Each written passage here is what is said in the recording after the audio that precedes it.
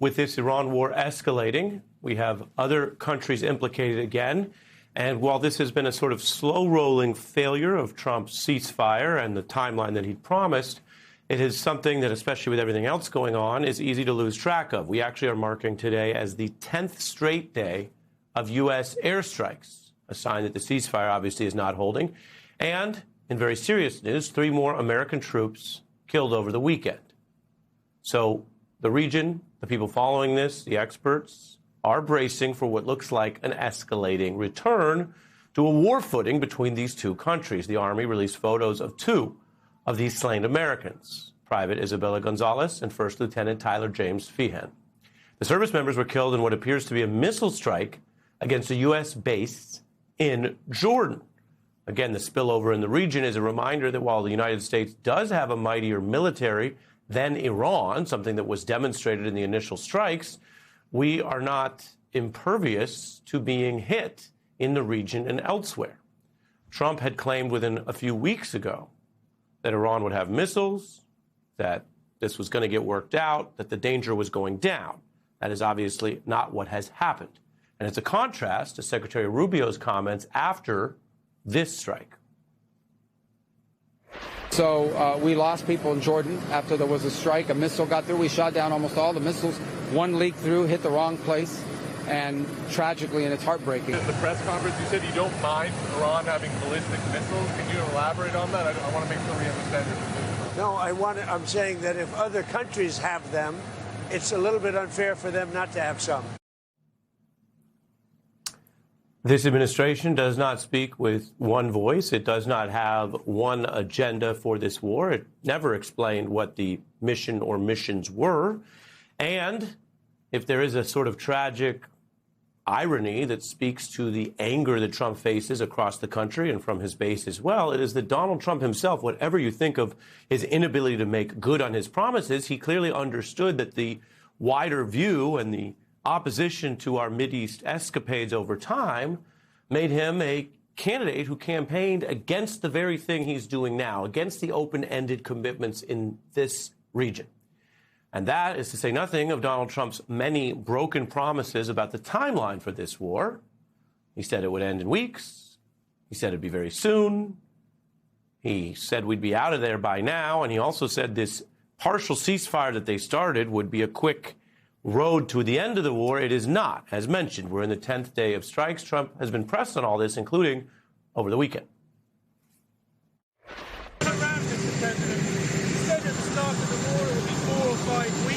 Well, you keep hitting me. This is a far bigger job that we're doing. If you look at it, after a week and a half, not 4 weeks, a week and a half, 2 weeks, we stopped them from probably, but I don't want to have the word probably. Gas prices are back over $4 a gallon today. And there are pockets of opposition on the sort of mainstream conservative media, to say nothing of the podcast and digital space, which we've reported for you even before the ceasefire crumbled.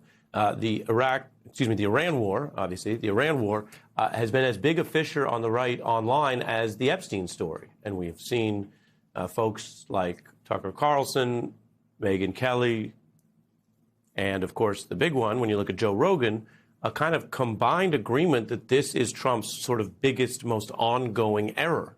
And a lot of Republicans privately say it is dooming their chances in the midterms, where they already felt they had an uphill battle. I say all that to say that's sort of out in the conversation. Then you have mainstream voices sort of on the traditional network, like Fox's Maria Bartiromo, who are just sort of reminding their audience what many people are already angry about, that there is a inability to reconcile the claims that Iran was effectively defeated under the opening Trump operation and their ability to hit and kill U.S. service members now. Trump says that there will be outsized action in retaliation, but I don't understand how it's possible that Iran has the capabilities to fight this way and continue to try to lash out at Gulf countries and U.S. military bases, because the U.S. has obliterated Iran's military, and the president continues to reiterate that.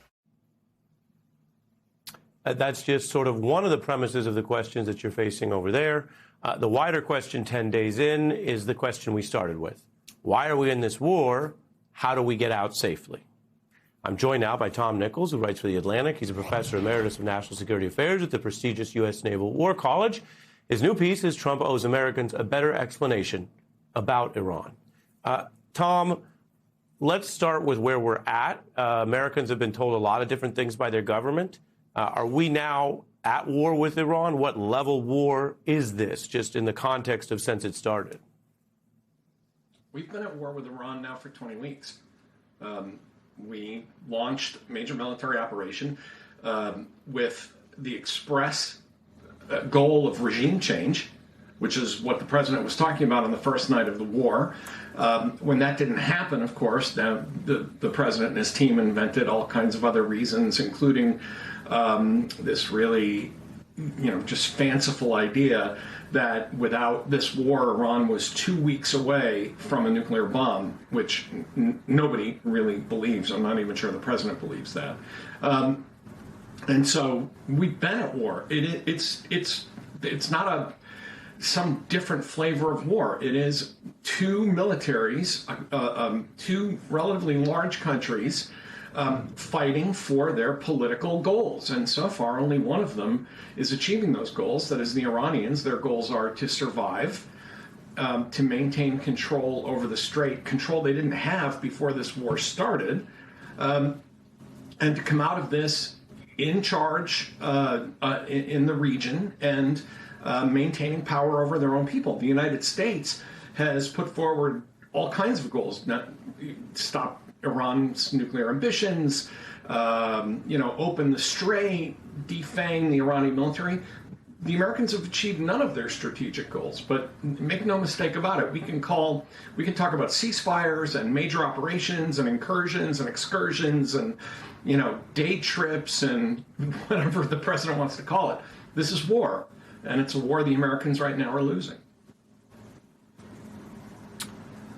The president sold the partial or first step ceasefire as a reason to kind of wrap this up and the people could look away, the oil markets could be calmed. We heard all of that.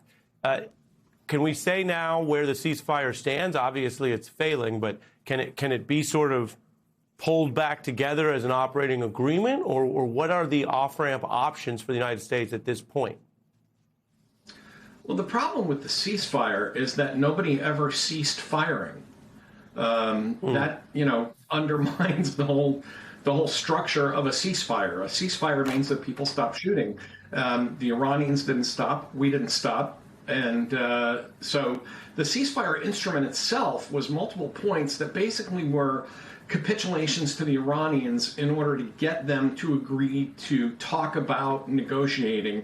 And I think really it was just another sign of how desperate the White House has been to get out of this thing that they never thought was going to go the distance. I mean, I think we always have to bear in mind that everything you're seeing now is all the same, not to steal a legal metaphor from you, Ari, but it's all the same fruit of the poison tree, which is that the president really expected regime change in those first days. And when that didn't happen, everything else fell apart. And so now it's trying to keep the Strait open. It's trying to bring them to the table. It's trying to get gas prices down.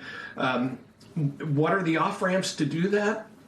The Americans could stop shooting, I suppose, but that doesn't really change anything. Whether we keep bombing or don't keep bombing, that's not changing the reality in the Strait of Hormuz, and it's not going to dislodge, at least not yet, the Iranian regime. So I don't think there are any good solutions. I don't think there are any good off-ramps at this point. Yeah, I appreciate your candor and clarity. That's sort of the big problem a lot of people see. In your field, they sometimes talk about civil-military relations. In Congress, they would always talk about how any serious foreign policy initiative, let alone a war, needs the informed consent of the American people. We seem to be up against that very problem now, apart from how people feel about Donald Trump politically, his style.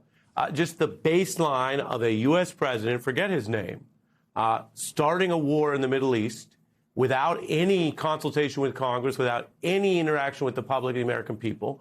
And what we have from that, I'll put this striking headline from The Economist, which is sort of a centrist outlet, if you want to call them that. Iran war is America's least popular since the advent of polls. They note net approval for the decision to attack Iran by Mr. Trump stands at, quote, 30% among Americans. The war in Vietnam took 6 years to become as reviled as the Iran war has become in 6 months.